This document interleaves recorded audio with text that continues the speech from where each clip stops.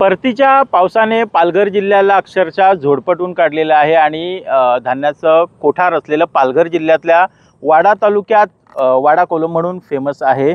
मात्र या वाडा कोलमची अवस्था आपण पाहू शकतोय कशा पद्धतीने हे जे भात आहे धान आहे ते पूर्णपणे वाया गेलेलं आहे, मोड आलेले आहेत आणि अशातच शेतकऱ्यांनी त्याला नुकसान भरपाई मिळावी किंवा त्याच्या धान्याचं जे नुकसान झालेलं आहे त्याचा विमा काढलेला असताना तो विमा अक्षरशः विमा कंपन्यांनी देखील शेतकऱ्यांची चेष्टा लावली की काय असा प्रश्न निर्माण झालेला आहे। माझ्यासोबत वाड्या तालुक्यातील एक शेतकरी आहे। काका, तुमचं नाव काय? मधुकर बाबूराव पाटील, मुक्काम शिलोतर, पोस्ट पीक, तालुका वाडे। काय तुम्हाला विमा कंपनीकडून तुम्ही विमा काढलेला आणि तुम्हाला अवघे काय किती मिळाले पैसे? मला फक्त 2 रुपये 30 पैसे फक्त मिळालं, ते पण फक्त बँकेत मला मेसेज आला का एवढं पैसे मला मिळाले तुम्हाला असा। म्हणजे हा जो मेसेज आहे त्यांच्याकडून आपण घेतलेला आहे।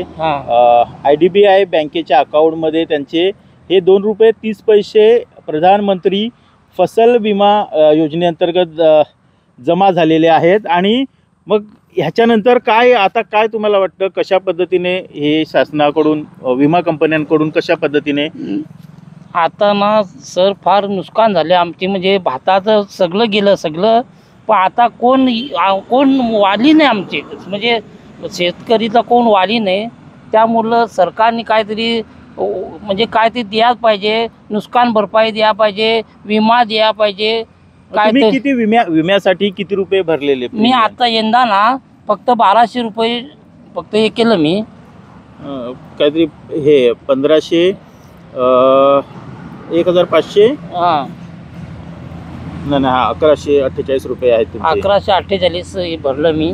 अच्छा, आणि त्यांची ही पावती आहे, त्यांनी भरलेले पैसे आहेत प्रधानमंत्री फसल विमा योजनेचे, मधुकर बाबूराव पाटील, आणि हा प्रीमियम भरलेला आहे 1148 रुपये 32 पैसे।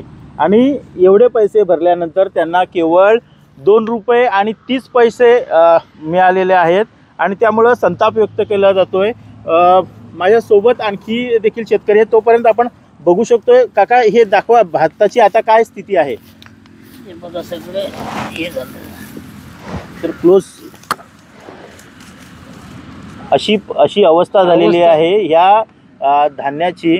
आणि आपल्यासोबत स्थानिक पत्रकार आहेत आणि ज्येष्ठ इथले स्थानिक कार्यकर्ते। पाटील साहेब, काय सांगाल ही एकंदरीत या शासनाने किंवा ज्या विमा कंपन्याने आहेत याच्याबद्दल काय सांगाल? भात शेती हा सध्याचा व्यवसाय एकदम आतबट्ट्याचा व्यवसाय झालेला आहे।